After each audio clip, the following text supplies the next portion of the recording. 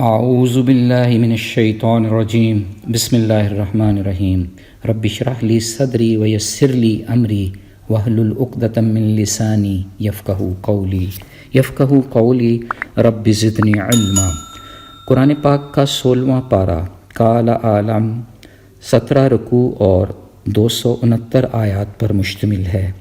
ابتدا میں 36 آیات پر مبنی سورہ کہف کے باقی 3 رکوع ہیں، پھر 98 آیات مبارکہ اور 6 رکوع پر مشتمل سورہ مریم ہے۔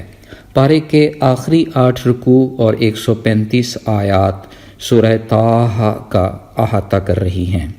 میں نے اس مبارک سورہ کو ڈیوائن ایڈوائس یعنی ربانی نصیحت کا نام دیا ہے۔ پارے میں موجود تینوں صورتیں کسی نہ کسی طریقے سے خوبصورت نصیحتیں کر رہی ہیں۔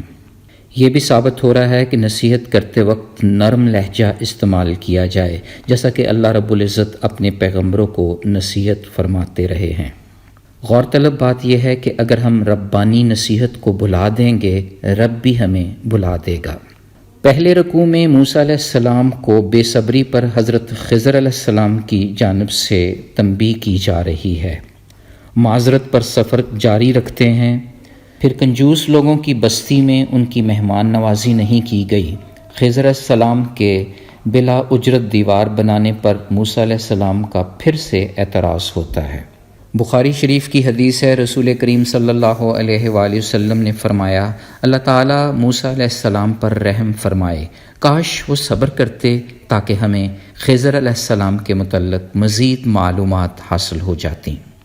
پھر اسی رکوع میں خضر علیہ السلام تینوں کاموں کی مصلحت بتاتے ہیں۔ کشتی میں عیب ڈال کر بادشاہ وقت کے قبضہ سے بچانا مقصود تھا۔ قتل کیے جانے والے لڑکے کا خطرہ تھا کہ والدین کے لیے بدنامی کا باعث بنے گا۔ دیوار کی تعمیر اس لیے کی گئی کہ اس کے نیچے 2 یتیم بچوں کا خزانہ دفن تھا۔ دوسرے رکوع میں انصاف پسند بادشاہ ذوالقرنین کا ذکر ہے، جس کو مال و دولت اور علم و طاقت عنایت کی گئی تھی۔ یہاں اس رکوع میں ذوالقرنین کا مشرق، مغرب اور شمال کی جانب سفر ہے۔ پھر انہوں نے یاجوج ماجوج کے حملوں سے بچنے کے لیے ایک مضبوط دیوار تعمیر کی جو وہ قیامت تک نہیں توڑ سکتے، نہ اس میں کوئی سوراخ ہو سکتا ہے۔ تھور پھونکے جانے کا بیان بھی اسی رکوع میں ہے۔ تیسرے رکوع میں واضح کیا جا رہا ہے کہ اعمال کا خالص نیت پر مبنی ہونا اور سنت کے مطابق ہونا ضروری ہے تاکہ جنت الفردوس نصیب میں آئے۔ واضح ہو گیا کہ تمام سمندروں کی سیاہی بھی رب کے کلمات لکھنے کے لیے کافی نہیں۔ خود محمد مصطفیٰ صلی اللہ علیہ وآلہ وسلم یہ واضح کر رہے ہیں کہ وہ بھی انسانوں کی طرح بشر ہیں، مگر اس بشریت میں خیر ہی خیر ہے۔ یہ بھی علم میں آ گیا کہ جو پروردگار سے ملنے کی تمنا رکھتا ہے اسے نیک اعمال کرنے چاہیے۔ پھر اس پارے کا 4تھا رکوع اور سورہ مریم کا پہلا رکوع حضرت زکریہ علیہ السلام پر رب کے فضل و کرم کا تذکرہ کر رہا ہے، جب انہوں نے بڑھاپے میں وارث نبوت مانگا۔ دعا کی قبولیت پر بیٹے یحییٰ علیہ السلام کی خوشخبری ملی۔ رکوع واضح کر رہا ہے کہ اللہ تعالیٰ نے یحییٰ علیہ السلام کو بچپن میں ہی علم و حکمت، فہم تورات اور صالح عمل کرنے کی توفیق عطا فرما دی تھی۔ 5واں رکوع بی بی مریم کی بیت المقدس کے مشرقی جانب گوشہ نشینی کا تذکرہ کرتا ہے، جہاں آپ کا جبرائیل علیہ السلام سے مکالمہ ہوتا ہے۔ خوف، شرمندگی اور مسلسل تکلیف میں حضرت عیسیٰ علیہ السلام اس دنیا میں تشریف لاتے ہیں۔ بچے نے بول کر اپنے حق میں صفائی دی، ربانی نصیحت لوگوں تک پہنچائی۔ واضح ہو گیا کہ جب اللہ کسی کام کا فیصلہ کرتا ہے تو صرف اتنا کہتا ہے ہو جا، وہ اسی وقت ہو جاتا ہے۔ ایک خوبصورت ربانی نصیحت بھی سامنے آ گئی کہ اے لوگو، میرا اور تمہارا رب اللہ ہے، لہٰذا اسی کی عبادت کرو، یہی سیدھی راہ ہے۔ پھر سورہ مریم کے تیسرے اور پارے کے 6 رکوع میں حضرت ابراہیم علیہ السلام کی سچائی کا بیان ہے۔ انہوں نے اپنے باپ کو شرک اور شیطان کی پیروی سے روکا، توحید الہی کی دعوت دی۔ ہر قسم کے جاہلانہ سوال کا، ہر دھمکی کا محبت برا جواب دیا۔ پھر اسی رکوع میں ابراہیم علیہ السلام کو بیٹے اسحاق علیہ السلام اور پوتے یعقوب علیہ السلام کی بشارت بھی دی گئی۔ 7ویں رکوع میں حضرت موسیٰ علیہ السلام کا ذکر خیر ہے، جن کے بھائی کو بھی نبی بنا کر آپ کی مدد کو دے دیا گیا۔ پھر اسماعیل علیہ السلام اور ادریس علیہ السلام کا ذکر خیر اسی رکوع میں ہے۔ یہ بھی واضح ہو گیا کہ جو ہدایت یافتہ لوگ ہیں ان کے سامنے جب قرآن پاک کی تلاوت کی جاتی ہے وہ روتے ہوئے سجدہ میں گر پڑتے ہیں۔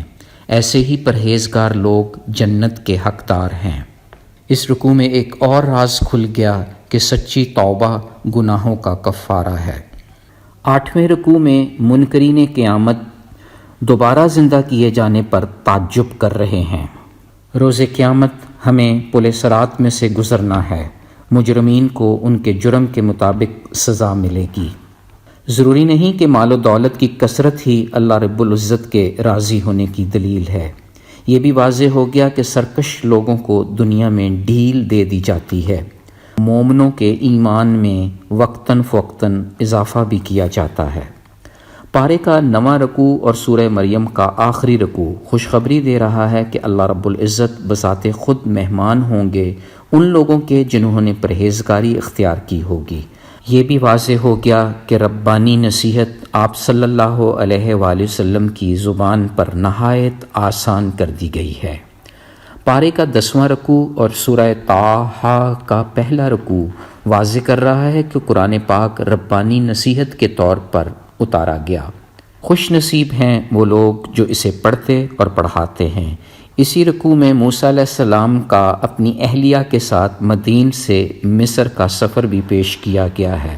عصائے موسیٰ کا معجزہ بھی دکھایا گیا ہے۔ 11ویں رکوع میں موسیٰ علیہ السلام کی خوبصورت دعا کا احاطہ کیا جا رہا ہے۔ رب اشرح لی صدری ویسر لی امری واحلل عقدۃ من لسانی یفقہوا قولی۔ اے میرے پروردگار، میرے لیے میرا سینہ کھول دے اور میرے اس کام کو میرے لیے آسان فرما دے، اور میری زبان کی گرہ یعنی لکنت کھول دے تاکہ میری بات کو وہ اچھی طرح سمجھ جائیں۔ کائنات کی تمام چیزیں، تمام مخلوقات بھی ربانی نصیحتیں پیش کر رہی ہیں جس میں عقل مندوں کے لیے نشانیاں ہیں۔ 12واں رکوع جادوگروں کا مشہور واقعہ پیش کر رہا ہے۔ حضرت موسیٰ علیہ السلام کا عصائے مبارک ایک بہت بڑا اسلحہ بن کر تمام سانپ کھا جاتا ہے۔ سب کے سب جادوگر موسیٰ علیہ السلام کے رب پر ایمان لے آتے ہیں۔ 13واں رکوع واضح کر رہا ہے کہ موسیٰ علیہ السلام اور ان کے ساتھی دریا پار کر گئے، جبکہ فرعون کا لشکر عین دریا کے درمیان تباہ ہو گیا۔ پھر من و سلویٰ کا ذکر بھی اسی رکوع میں ہے۔ 14واں رکوع بچھڑا پرستی کے مشرکانہ عقیدے میں مبتلا ہونے کا تذکرہ پیش کر رہا ہے۔ واضح ہو گیا کہ معبود اللہ ہی ہے جسے ہر چیز کا علم حاصل ہے۔ پھر اس رکوع میں یہ بھی واضح کر دیا گیا کہ اللہ تعالیٰ نے اپنے فضل و کرم سے آپ صلی اللہ علیہ وآلہ وسلم کو یہ قرآن پاک عطا کیا، جس میں پچھلے زمانے کی خبریں ہمارے لیے نصیحت اور یاد دہانی کی صورت پیش کر رہی ہیں۔ 15واں رکوع نہایت خوبصورت انداز میں علم میں اضافے کی دعا کا تحفہ پیش کر رہا ہے۔ رب زدنی علما، اے رب میرے علم میں اضافہ فرما۔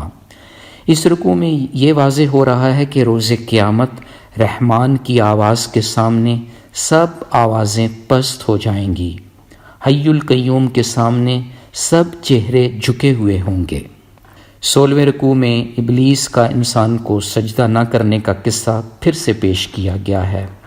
واضح ہو گیا کہ ربانی ہدایت و نصیحت نہ تو بہکاتی ہے اور نہ ہی ناکامی دیتی ہے۔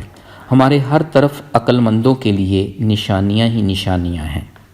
پھر اس پارے کا آخری رکوع اور سورہ طٰہٰ کا بھی آخری رکوع صبح و شام دن کے مختلف اوقات میں رب کی حمد و ثنا پیش کرنے کی نصیحت کر رہا ہے۔ واضح کیا جا رہا ہے کہ وہ وقت دور نہیں جب ہم سب کو معلوم ہو جائے گا کہ کون سیدھی راہ پر ہے، کون ہدایت یافتہ ہے۔ مختصراً یہ پارہ ربانی نصیحتوں کو آسان فہم زبان میں پیش کرتا ہے۔ خضر علیہ السلام اور موسیٰ علیہ السلام کے واقعات سے صبر کی نصیحت ابھرتی ہے۔ واضح ہو گیا کہ ایمان کا اعلیٰ نیت پر مبنی ہونا لازمی ہے۔ حضرت مریم اور زکریا علیہ السلام سے یہ ربانی نصیحت بھی مل گئی کہ رب کی ذات ہر چیز پر قدرت رکھتی ہے۔ ہدایت ملنے پر انسان قرآن سے نصیحت پکڑتا ہے اور سجدہ ریز ہو جاتا ہے۔ ضروری نہیں کہ مال و دولت کی کثرت ہی اللہ کے راضی ہونے کی نشانی ہے۔ اللہ کے حضور صدق دل سے یہ دعا ہے کہ وہ ہمیں شیطان کے وسوسوں سے بچا کر رکھے، ہمیں سچی توبہ کرنے کی توفیق عطا فرمائے۔ یا اللہ پاک ہمیں پل صراط کے کھٹن مرحلے میں سے سرخرو کر دینا۔ یا اللہ پاک کوئی ایسا دن ہماری زندگی میں نہ آئے کہ ہم آپ کی قربت حاصل کرنے والے علم سے محروم ہو جائیں۔ یا کریم مولا ہمارے علم میں اضافہ فرما، تمام ربانی نصیحتوں کے حوالے سے ہمارا سینہ کھول دے۔ آمین یا رب العالمین۔ سبحان ربک رب العزت عما یصفون وسلام علی المرسلین والحمد للہ رب العالمین۔ فی امان اللہ۔